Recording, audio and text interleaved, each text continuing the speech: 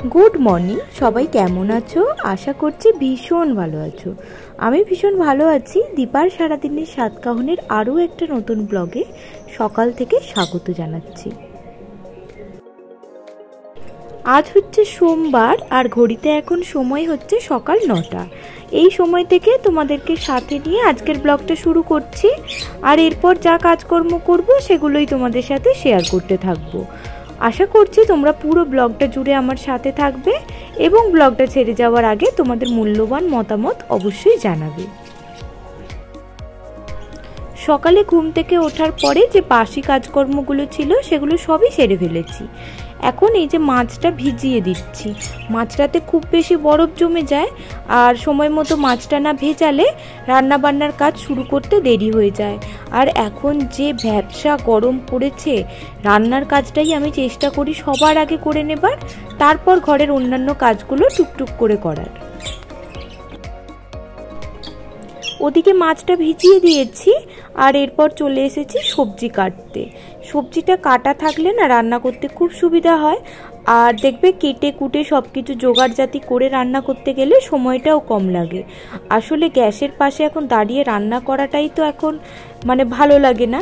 তাই সব কিছু গুছিয়ে টুছিয়ে নিয়ে একেবারে যাব যাতে চটজলদি রান্নাটা শেষ করতে পারি। আজকে রান্না করব মাছের ডিমের বড়া করে ভেন্ডি আলু দিয়ে একটা তরকারি, আর তার সাথে আলু কচু দিয়ে কাটাপোনা মাছের ঝোল।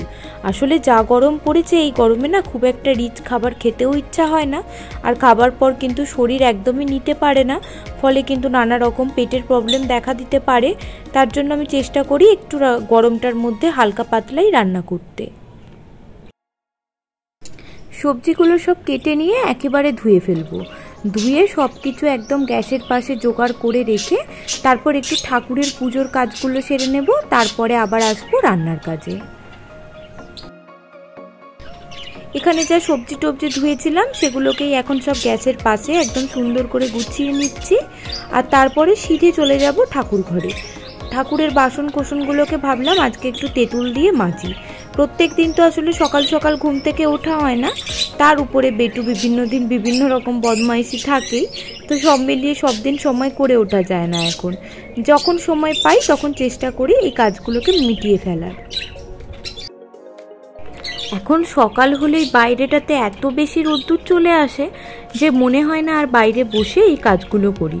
তবে আজকে ভাবলাম একটু কষ্ট করে করি। যে পিতলের বাসন বেশি দিন তেঁতুল দিয়ে পরিষ্কার না করতে পারলেই কেমন একটা কালো কালো ভাব হয়ে যায়। পুরোটা যে একদিনে উঠে যাবে তাও নয়, প্রত্যেক দিন আসলে তেঁতুল দিয়ে পরিষ্কার করলে বাসনগুলো সুন্দর পরিষ্কার হয়। তবে কি বলতো, সব দিন তো এখন আর করে উঠতে পারি না। তবে বেটু একটু বড় হলে হয়তো এই কাজগুলো আবার রেগুলারলি করতে পারবো। পিতলের বাসন যতই তুমি পিতম্বরী দিয়ে পরিষ্কার করো বা যাই দিয়েই করো, একটু তেঁতুল ঘষে নিলে দেখবে এমনিতেই কালারটা অনেক বেশি চকচকে হয়ে যায়। আর ওই মামার বাড়ি থেকে তেঁতুলটা পাঠিয়ে দেয় প্রত্যেক বছর, ওখানে গাছ আছে বলে। তো সেই জন্য কি হয়, তেঁতুলটা আর কেনা লাগে না, তেঁতুলটা সবসময় থাকে। আর যখনই পাঠায় আমি ওই ঠাকুরের জন্য আলাদা করে আগে সরিয়ে নিই। তার ফলে কি হয়, টক মাছের টক ফক করতে অথবা এই ঠাকুরের বাসন মাজার জন্য আমি খুব একটা পিতম্বরী ইউজ করি না। ওই তেঁতুল দিয়েই ঘষে মেজে তারপরে আবার এই সাবান দিয়ে মেজে নিই, তাহলেই কিন্তু বাসনগুলো বেশ চকচকে হয়ে যায়। আজকে খুব বেশি সময় যে বাসনের পিছনে দিয়েছি তা নয়, অল্প সময়ের মধ্যেই মেজেছি, তাতেও দেখো বাসনগুলো বেশ চকচক করছে। এরকম পরপর 2-3 দিন যদি মাজা হয় তাহলে বাসনগুলো না একদম নতুনের মতো হয়ে যায়। একদিনেও হবে, তবে সেক্ষেত্রে তোমাকে অনেক বেশি সময় দিতে হবে এবং ধৈর্য ধরে তেঁতুলটা ঘষে ঘষে লাগাতে হবে। প্রেগনেন্সির সময় আমি তো নিচে বসতে পারতাম না পা মুড়ে, তার জন্য এরকম টুল নিয়ে তুলসী তলাটায় বসে বসে বাসন মাজতাম। এখনও তাই করি। সকালবেলা এই যে বাপি একবার তুলসী বেদিটা ধুয়ে দিয়েছে, তবে এখন যেহেতু আমি এখানটাতে সব কিছু মাজলাম ধুলাম, সেহেতু আরও একবার ধুয়ে দিলাম।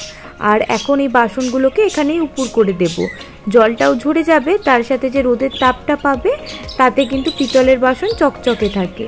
রোদে দিলে বাসন ধুয়ে মুছে তাহলে কিন্তু অনেক বেশি চকচক করে। তার জন্যই কিন্তু এই বাইরেটায় মেলছি, না হলে ঘরের ভিতরেও মেলা চলতো।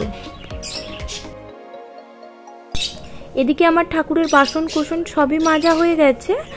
আর এদিকে এসে দেখছি মাছটাও মোটামুটি বরফ ছেড়ে গেছে। এখন মাছটাকে তুলে নিচ্ছি, তারপরে রান্নাবান্নার কাজে যাব।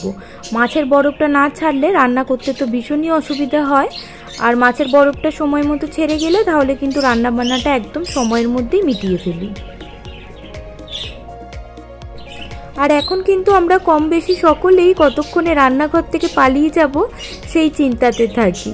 আমিও তার অন্যতা নয়। এই যে একেবারে দুদিকে দুটো গ্যাসের উনুনে রান্না বসিয়েছি।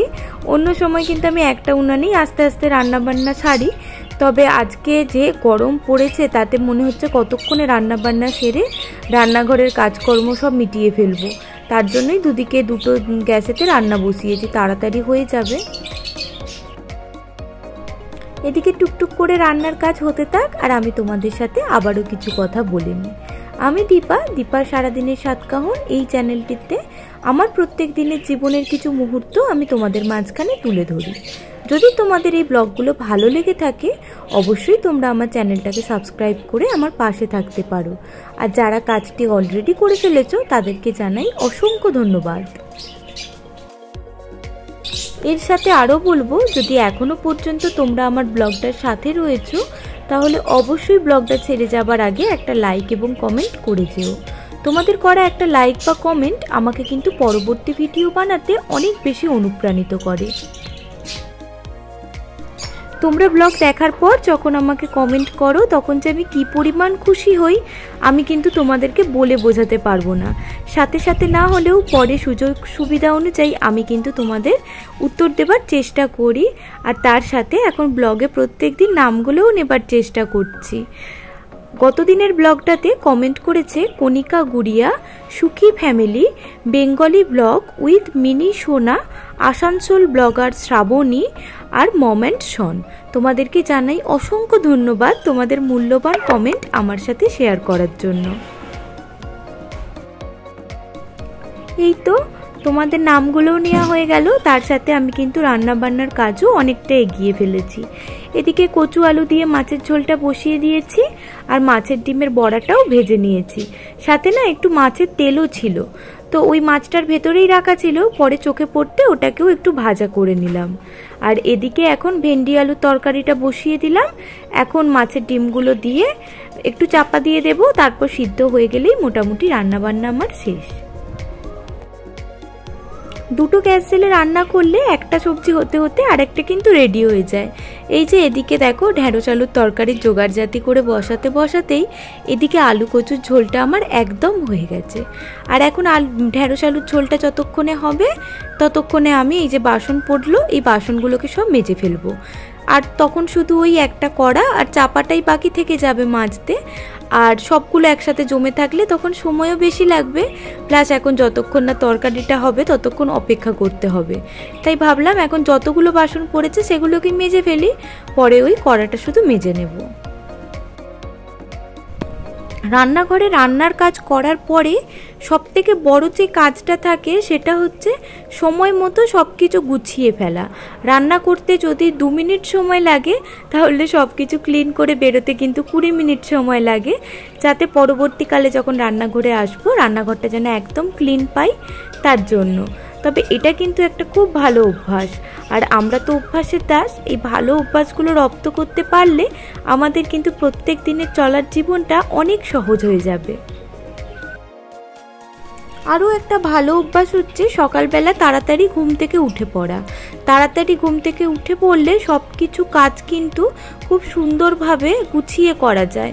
আর যেটা আমরা একটা শিডিউল করে নিই যে এটার পরে এটা করব বা এটার ফাঁকে এটা করে নেব, সেই কাজগুলো গুছিয়ে করা যায়। আর দেরি হয়ে গেলে কিন্তু আরও বেশি দেরি হয়ে যায়, কেননা তখন যেরকমভাবে ভেবে রাখি সেইভাবে কাজগুলো আর হয়ে ওঠে না। এই তো এর মাঝখানে আমার ঢেঁড়স আলুর তরকারিটাও হয়ে গিয়েছিল, ওটা নামিয়ে ফেললাম। আর সাথে যে কড়াটা ছিল ওটাও ধুয়ে ফেলেছি, তবে সেটা অফ ক্যামেরায়। আর এখন এই যে রান্নাঘরটা ভালো করে মুছে পরিষ্কার করে নিচ্ছি। রান্নাঘরের কাজটা শেষ করে সিধে চলে যাব স্নান করতে।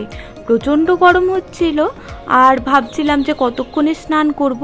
তবে কি জানো তো, এই সমস্ত কাজগুলো মিটিয়ে যদি স্নানটা করা যায় তাহলে না আর মাথার মধ্যে হেডেক থাকে না। আর স্নান করার পর এখন পুজোটা আমিই করার চেষ্টা করি। তখন কি হয় বলো তো, একদম খুব ভালো মনে পুজো করা যায়। কোনো কিছু তাড়া না থাকলে যেটা হয় সেটা হচ্ছে শান্ত মনে অনেকক্ষণ থেকে পুজোটা দেওয়া যায়। আর কাজ বাকি পড়ে থাকলে তখন মনটা সেই ওই দিকেই পড়ে থাকে যে কতক্ষণে কাজগুলো সারবো। তখন পুজো করতে কিন্তু খুব বেশি সময় দেওয়া যায় না। আর তার জন্যই আমি সবসময় চেষ্টা করি আগে সব কাজগুলো মিটিয়ে ফেলে তারপরে পুজোর কাজটা করতে।